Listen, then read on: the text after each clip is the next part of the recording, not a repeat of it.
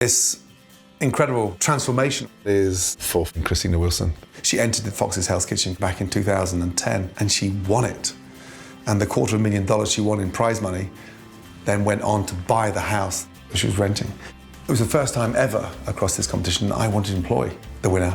And I never get that chance to tell her personally how much she means to me. This home is something that she's never had chance to reinvest in. So I turned to Houzz to redesign Christina Wilson's living room, dining room and kitchen. That looks stupid.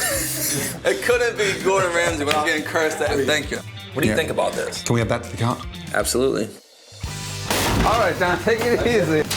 Wow, look at this place. We gotta finish this. Christina's to be here any minute. This is gonna transform Christina's life tremendously. I can't wait to see the reaction on her face. Open your eyes.